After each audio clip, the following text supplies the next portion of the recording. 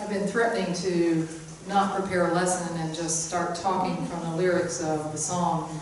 That would be a really good one. Of course, if I tell you that and then you play it, that would be preparing me for it. But just letting you know. That's a really good one. I forgot to mention, I put together some stacks of soul cards from the last series, which was the Deepak Chopra series, the 7 Spiritual Laws of Success. And for a $5 donation, you can have a stack of all of them, actually 4 copies of each week. And the ushers will have that on the way out. So if you're inclined, you can participate in that. Well, like I mentioned in the opening, sometimes it's good to dive a little deeper and not just scratch the surface. I really believe that there's nothing new written. You know, we have new books and we have new authors, and sometimes it hits us, but there's really nothing new. There's new ways of presenting it, and there's new ways that we can understand it, but it's not really brand new. So the stuff that I'm going to talk about from Mark Nepo's book, The Exquisite Risk, is not really a brand new stuff, but he has a way of just getting a little bit deeper with ideas that I love. He is one of my favorite authors. He is very insightful, and he is so articulate. He's a good storyteller. He's just the person that I want to go with on a ride a little deeper into spiritual life. I met Mark, actually. Renee and I met him at a Unity retreat out in the North Carolina mountains about 10 years ago. He was the keynote speaker there, and one day at lunch, he came and sat at our table. It was like family-style lunches there and dinners, and he came and sat at our table, and I thought, oh good, you know, what's Mark going to have to say? And you know what? He was more interested in my story and Renee's story than he was in sharing about his. Like, that's the kind of guy he is. Like, he's the one who's there to share all his wisdom, and the first thing he wanted to know was about our life. And that makes him special to me. Mark has survived a malignant brain tumor. He has survived a cancer that required the doctors to take out one of his ribs. And in that, all those life experiences, including those, he has come up with this wisdom that seems like it's fit for all of us. And I appreciate that about him. I appreciate his insight, like I said, his creativity, and the way he can really make you feel like he made Renee and I feel like we were the most important people in his life at that moment. So that's a little bit about Mark.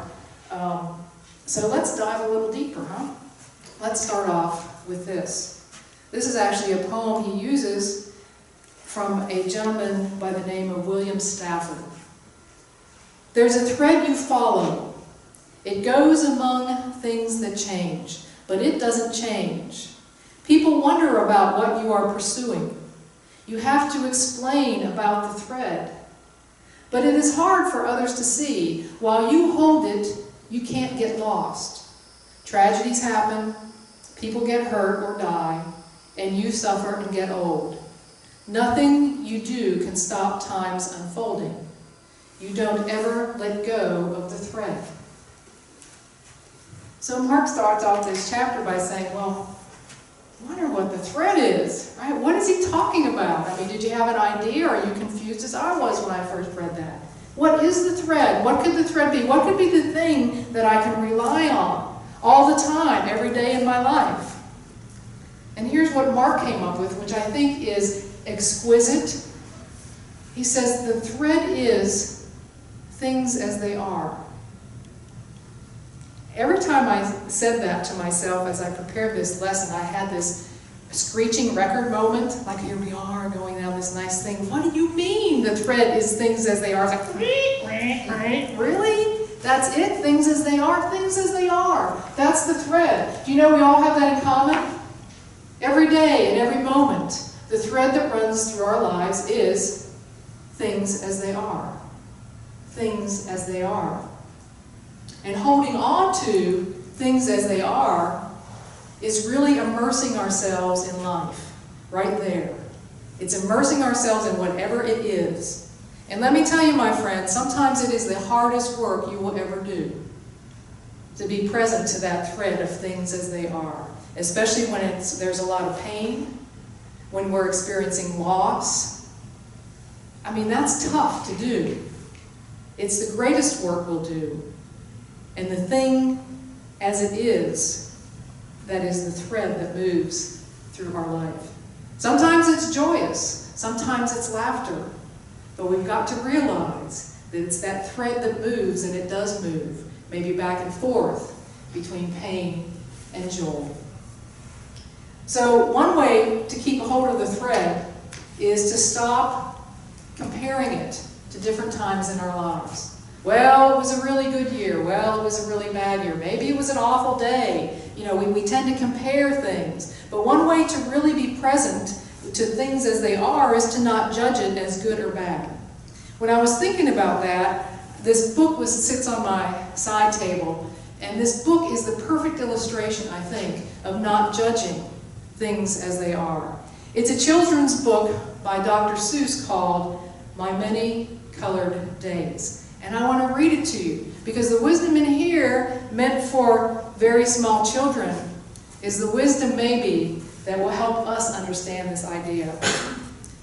Some days are yellow, some are blue. On different days, I'm different too. You'd be surprised how many ways I change on different colored days. On bright red days, how good it feels to be a horse and kick my heels. On other days, I'm other things. On bright blue days, I flap my wings. Some days, of course, feel sort of brown. Then I feel slow and low, low down. Then comes a yellow day, and I am a busy, buzzy bee. Gray day, everything is gray. I watch, but nothing new today. Then all of a sudden I'm a circus seal. On my orange days, that's how I feel. Green days, deep, deep in the sea, cool and quiet fish, that's me. On purple days, I'm sad. I groan. I drag my tail. But when my days are happy pink, it's great to jump and to just not think. Then come my black days, mad and loud, I howl, I growl at every cloud. And then comes a mixed up day and wham, I don't know who or what I am. But it all turns out all right, you see, and I go back to being me. Now what a great book, meant for very small children, to let them know that it's okay to show feelings, to show different feelings, but what a great illustration for us to recognize that things as they are bring out these different ways of being. It's not all happy pink days. Sometimes it's the growl day, sometimes it's the bear day, I like the gray day the best. I'm just the gray owl looking, right? It's a great illustration of that. It's a daring way to live, really, if you think about it a little bit. It's a daring way to just show up to life and be authentic to wherever you find yourself, to whatever is in front of us. To just show up that way is very authentic. It's very brave. It's very brave to do that. To be awake, to be alive, and to not be afraid. How about that? To be awake, to be alive, and not be afraid. You see, I think there's a great illustration of that too. Do you know who Malala is? Malala Yousafzai. She goes by Malala, just like Cher or Madonna or Prince, right? She can go by a first name. She was born in Pakistan in 1997, and her parents named her after a heroine, a Pashtun heroine called Malala. And in 2009, she started going to school. But in 2011, the Taliban said, nope, sorry, girls cannot go to school. It's not happening. You can't go to school. It's the law. Well, Malala wasn't excited about that. She knew that education was a big deal. And so she started to blog anonymously, and it was picked up by Reuters. It was picked up internationally. She started this blog saying, hey, look what's happening here in Pakistan. Women and girls are not allowed to be educated. Well, fast forward to 2012, from 2009 to 2012, or 2011, something like that, and they allowed them to go back to school. She was afraid a little bit about that, because she was afraid she had been found out. And sure enough, you probably know this story, one day, going to school on a bus, the Taliban came onto the bus, called her out by name, and shot her in the face, just as they shot 2 of her friends. So that happened in 2011. In 2012, in 2013, on her 16th birthday, she spoke at the United Nations. In 2014, she won the Nobel Peace Prize, and she is currently enrolled in the University of Oxford. I would say she said, I'm here, I'm awake, and I'm deciding not to be afraid. Here's what her website says. The first thing you see when you go to Malala's website, it says this: I tell my story not because it's unique, but because it's not. It's the story of many girls. So, how do you hold on to that thread? See, I think she was holding on to that thread. She was saying, this is the way it is for me. And it didn't stop her one bit. Not one bit, being shot in the face and incurring many surgeries. And to go on to win the Nobel Peace Prize just a few years later. Just a few years later. Not a lifetime.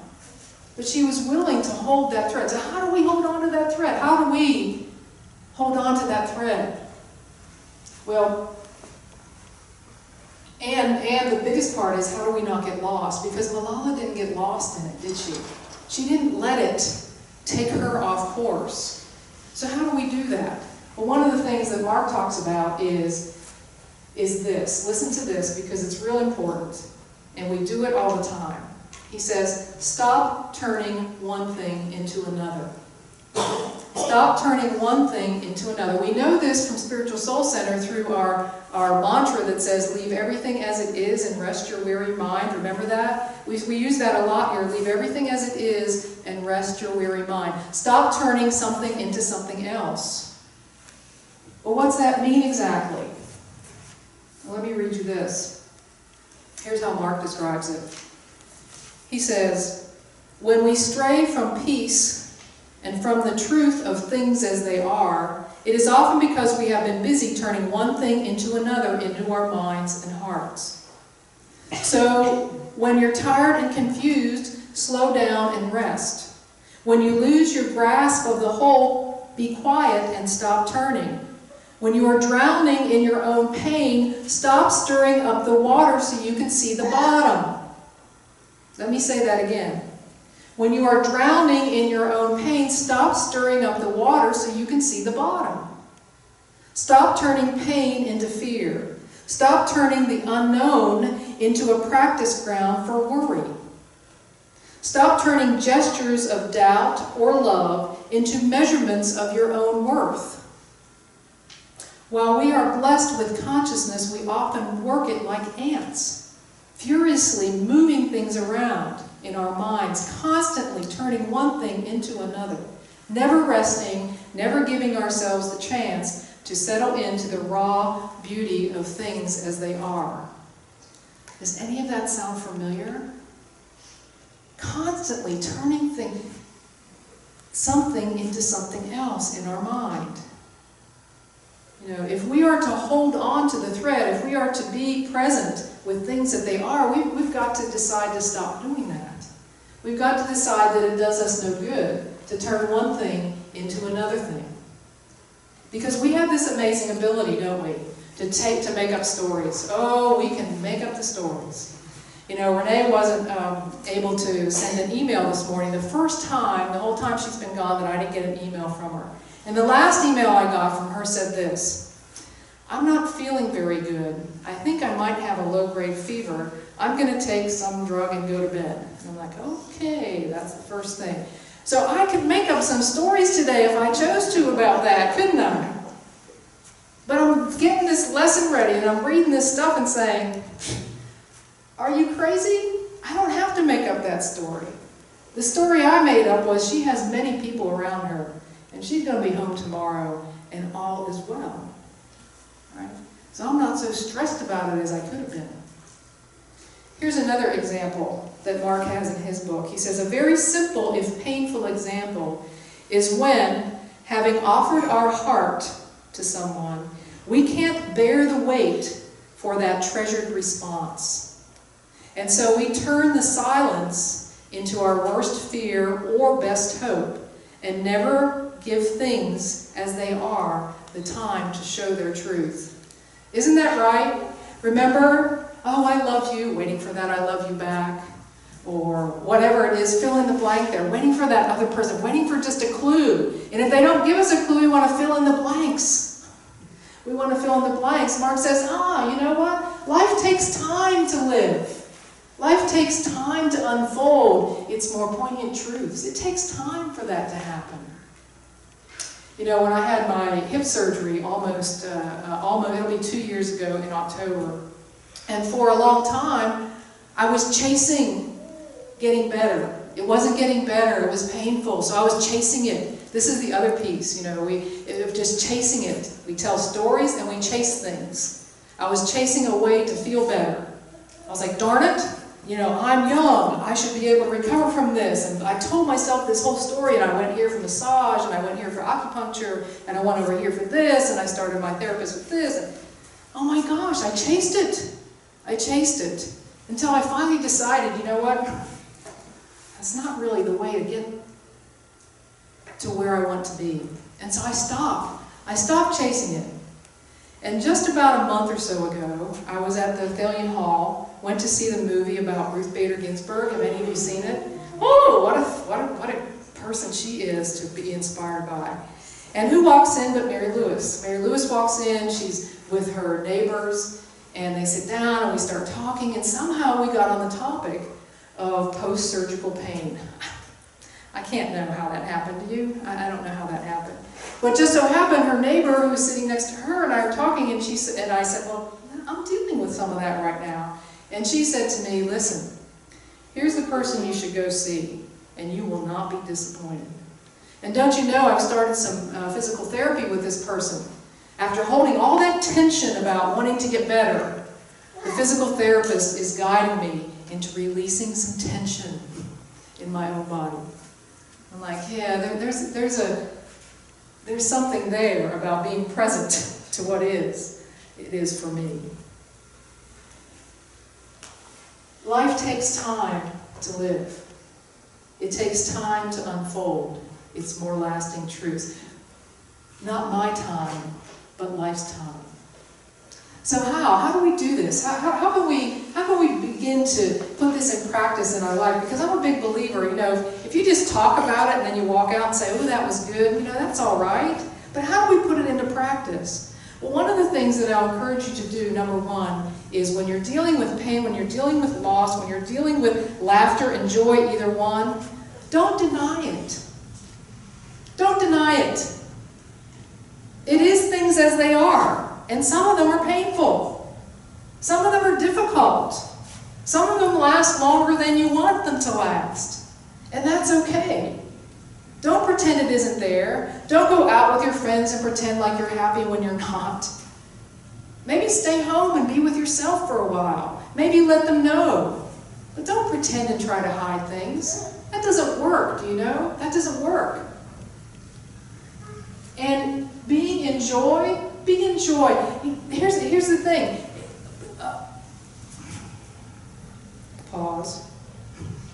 I was getting worked up.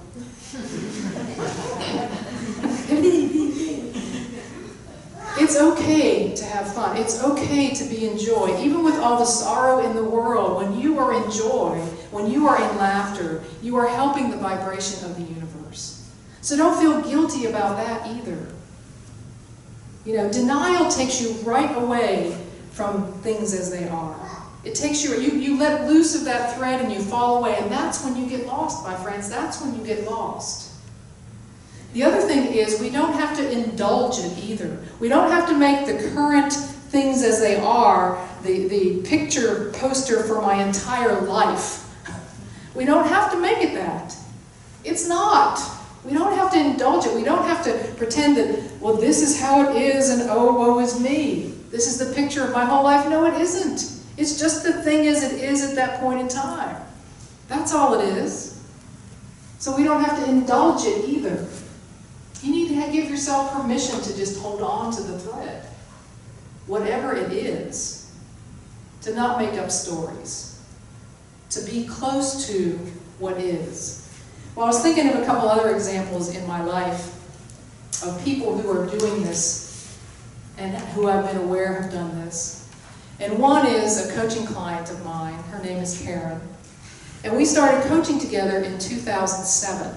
2007, she's still with me. And in 2017, in December, she was diagnosed with breast cancer. And I have some notes from our calls right here that I'm going to share with you because I was amazed to be a part of this part of her life. Here's some of the things she said to me during our calls. She said, the first call we had after she was diagnosed, she said, "What other choice is there? I either go forward and be myself with it or not." She said, "I know. I will spend time in stillness and I will know." The second call we had after she was diagnosed, she said, "I've started a gratitude journal." She said, "I'm going to be fine. I can do this." In the third call after she was diagnosed, she said, "I finally understand what is necessary in life and what is not." She said, "I am the best prepared for this that I could ever be." I think that's the way to come to things as they are. Did she have a difficult time? Probably. She's in Florida. I don't see her. I'm sure she had days that were difficult. But oh my gosh, that's what she was saying in the weeks after she was diagnosed with breast cancer. Another example that I'm aware of, and some of you know, is Richard Levy. Richard Levy was the minister at Unity of Wilmington before the current minister, Reverend Mindy Tucker. And Richard Levy actually was diagnosed with cancer also. And every Sunday he showed up at Unity and he taught the best he could teach from what he knew. He came with crutches, he came with a walker, he came limping, he came crying, he came authentically himself until he was unable to do that anymore. What a great example of holding on to that thread of whatever it is. That's where I'll be. And I'll be there authentically to my fullest capacity to be there. So what does it matter? Why does it matter to hold on to the thread? What difference does it make? Well, here's what I think. When we hold on to that thread, when we're right there with our life, we are the closest to the mystery of living that we can be. We are closest to the mystery of why we're even here to begin with. We are just the closest to living a life that is exquisite, like Mark talks about, and rich and amazing. We are the closest we can be instead of off in the corner, hoping we don't have to deal with whatever is in front of us. And that, my friends, I think is worth it. That, I think, is worth it. Let me close with a poem by Robert Francis as we get ready for meditation.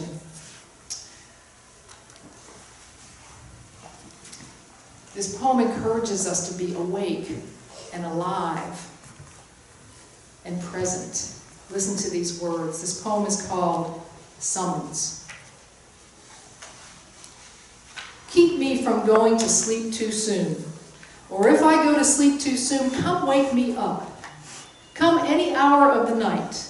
Come whistling up the road. Stomp on the porch, bang on the door, make me get out of bed and come and let you in, and light a light. Tell me the northern lights are on and make me look. Or tell me the clouds are doing something to the moon that they never did before and show me. See that I see. Talk to me till I'm half as wide awake as you. And start to dress wondering why I ever went to bed at all. Tell me the walking is superb. Not only tell me, but persuade me. You know I'm not too hard persuaded.